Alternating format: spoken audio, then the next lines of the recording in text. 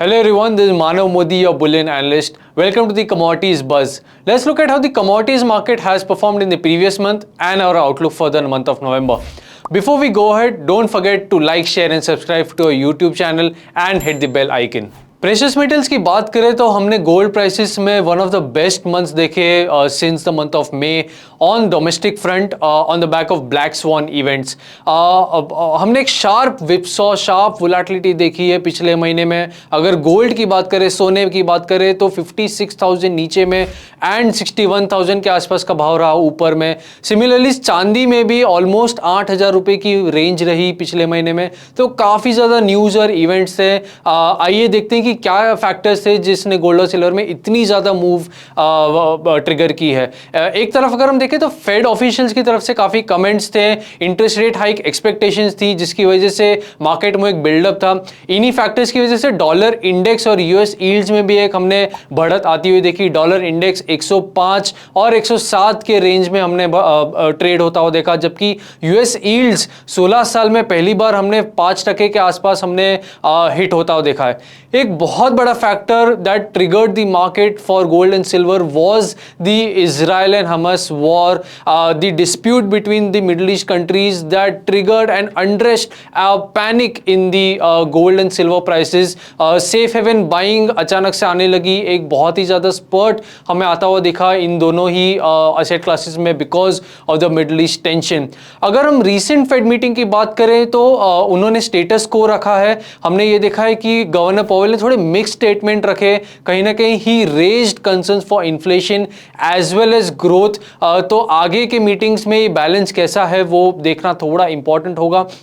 अगर आउटलुक की बात कर लें आगे जाते हुए, इन्फ्लेशन, जॉब्स, सारे ही इकोनॉमिक नंबर्स इंपॉर्टेंट रहेंगे। एस्केलेशन जियोपॉलिटिकल का कैसा है वो थोड़ा इंपॉर्टेंट रहेगा कि बाकी कंट्रीज आती हैं कि नहीं, and the overall move for the interest rate will be very important to watch out for. So for this month we keep a buy on dips kind of a strategy for both gold and silver.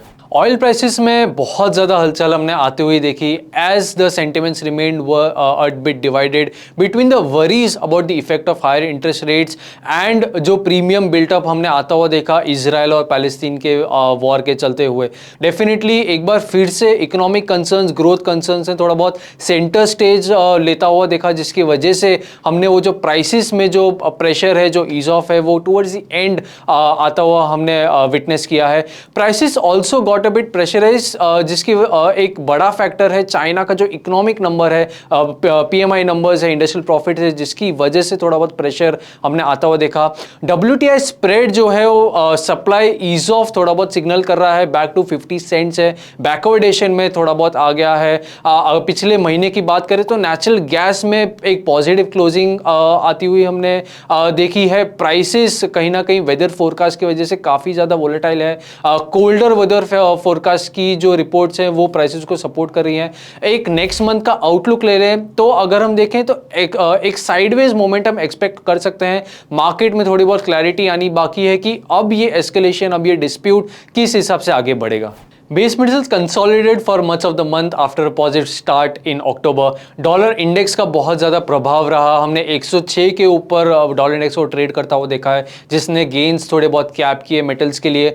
Some support on downside could be from the US economic numbers and China's infrastructure spending. Copper भी $8,000 के आसपास LMV पे हमने hover करता हुआ देखा पिछले कुछ हफ्तों में। चॉपीनेस काफ़ी ज़्यादा थी, लेकिन अपबीट साइंस जो थे चाइना के रिकवरी के और टेक्निकल जो सेटअप था शॉर्ट टर्म पे बुलिश का, उन्होंने कॉपर को काफ़ी ज़्यादा सपोर्ट किया है। अगर हम एल्यूमिनियम की बात करें तो सप्लाई टाइटनेस फिर वापस एक बार हम मार्केट में आता हुआ देख रहे हैं, पॉजिटिव मोमेंटम बन रही है। Aluminium smelters in southern west China's Yunnan province which accounts for almost 11% of China's aluminium output is currently under some trouble. Government is asking to reduce their operating rates due to the hydropower shortages. Zinc prices traded flat for much of the month due to slower than expected demand growth from ILZSG. 2,48,000 का surplus हमने आता हुआ देखा है, उन्होंने forecast किया है next year के लिए, flipping from 45,000 tons of deficit in the previous forecast. Overall metals have been a bit weak. पिछले कुछ हफ्तों में हमने कंसोलिडेशन देखा है, लेकिन अब थोड़ी बाउंस बैक की एक सेटअप लग रही है. But now it is important to see has it bottomed out or it is just a pullback after a fall. Is still hazy, but major weakness from here looks unlikely. Investment in securities market are subject to market risks. Read all the related documents carefully before investing.